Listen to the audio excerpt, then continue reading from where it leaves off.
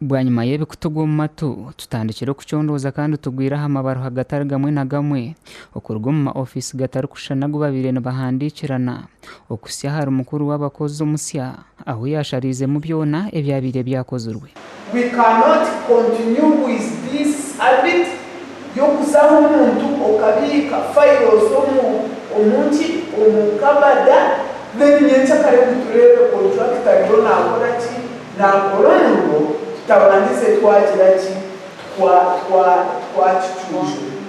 Omukucondoza kwitu tugwira habaruhe y'umukuru w'entebe ya katano habwa district ya Sheema yahandikira urukurre byenshohoza habuhereza hamwe n'ebikoreso ningashi procurement officer arukumuragira kushaza mu byakozurwe byona ngo hakaba mu bufere bwinji. Bana bakora adverts ecyo kintu kibu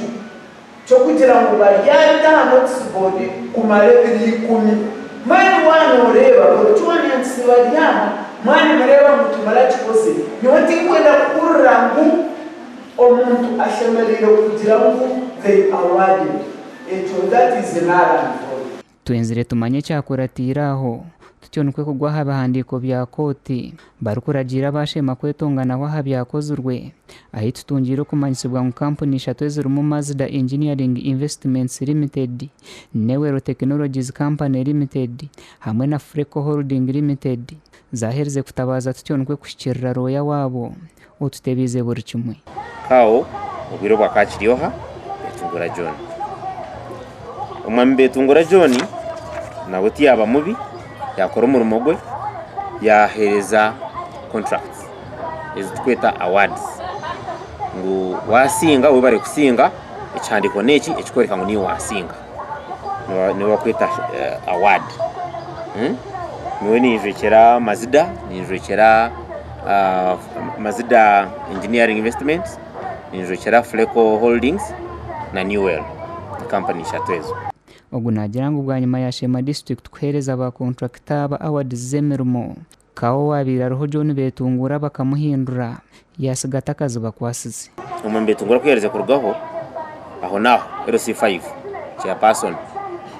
yabantu ya complaininga ngo hariho kwemurugunya arukandikira kawo ngo contracts zikahebwa umbucyamo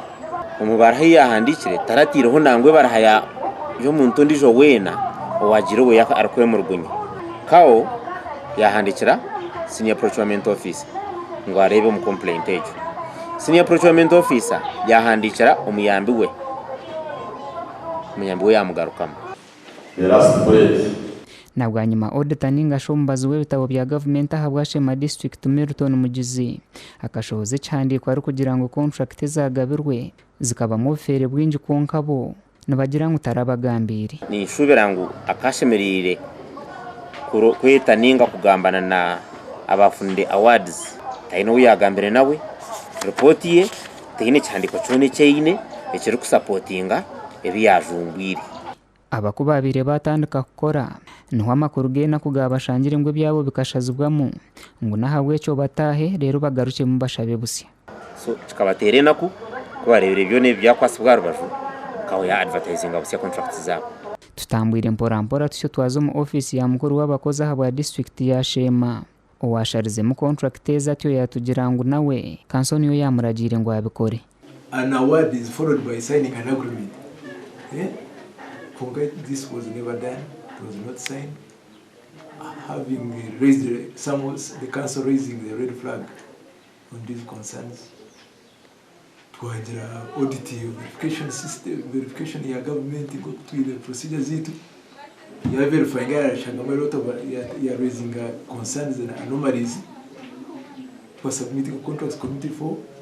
for cancellation.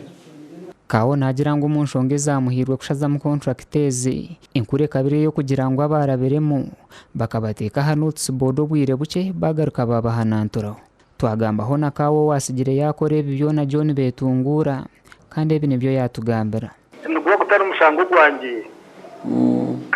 kandi cya kabiri nyunka rugashema ntime contract yo ne inasayiningire izo zona zikazi processes abo kuba buri kintu cyone cya procurement kinebero Okay. ebikikurabamo so ebiro byanjye bikaba bitakahwire sinyine contract y'inasigire nasayininga ubu hati companies ziri mu kooti nizenda district ya Sheema barihe biliyoni 1 na miliyoni 500 kandi bagaruke babahe na contract zabo.